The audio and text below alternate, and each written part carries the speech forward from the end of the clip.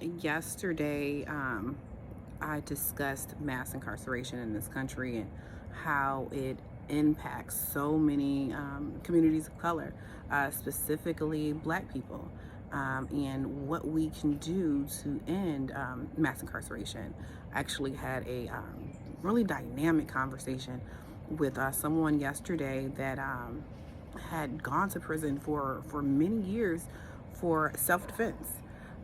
He legally defended himself, but because of lack of access to financing to find a proper attorney, unfortunately, he was sent to prison for many years for simply protecting himself. Now, as of 2016, there were 2.16 million people in prison. But as of 2016, there were 4.15 million people on probation or community supervision in some aspect. That's not okay. And as we know that Black people are the people that are incarcerated at the highest rates. And as a result of Black people being incarcerated at the highest rates, Black people also have the lowest lower education levels because of that. So, for example, Black and Hispanic people are disproportionately arrested and convicted of offenses as compared to their white counterparts. Black people were more likely to be pulled over by the police and killed, or arrested and convicted for crimes that other people would not be. And as a result, as I shared yesterday, we know that that affects families and children greatly. Children are more likely to live in poverty or homeless, or even go on to be in prison themselves. And the guy that I had the conversation with, he was the same way. He talked about how his great grandfather, his grandfather, his father, were in prison, and as a result, he engaged in illegal activities, and ultimately, when defending himself, was sent to prison. So it's a cycle.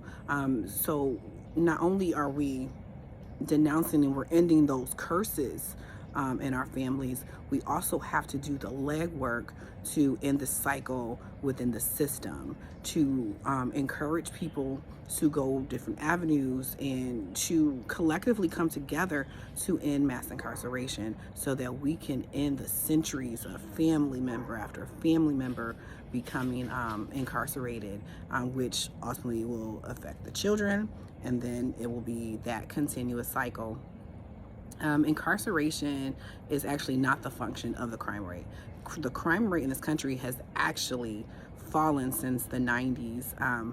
And so the best available evidence is that a lot of times Black folks being pulled over, being arrested, and not actually being convicted, but held in jail for a number of years, sometimes longer than what the offense that they were arrested for, what the terms of that offense even says that they should be in prison.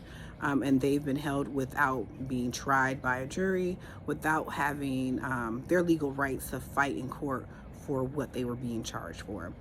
We know that that's currently happening here in Georgia as well.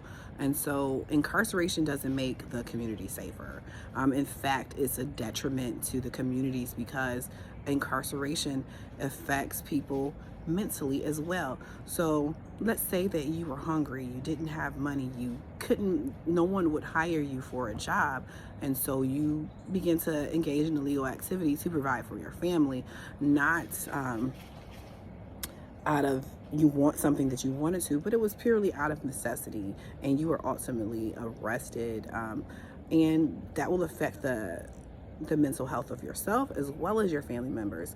And so the burden is on the states, but also the federal government to make changes. The last time that decisions were made that's affecting us today was in the 70s. The justice system in the United States, did make some changes, but it ultimately impacted Black families in a great way. And when you compare the justice system to that of Western Europe, it's unfortunate that the United States justice system does not provide the care that other countries do. You know, they actually engage in prevention and diversion and reentry programs so that when people are released from prison, they're not engaging in the same activities. They're coming home to jobs where they're able to provide for their families and able to have a better life. The United States isn't doing that. There's more of a punishment system. You're released, then you have all of these black balls on you. You can't get a job. You can't find housing. You know, you're being denied in every area, which ultimately you will simply reoffend again as a means to provide. So the United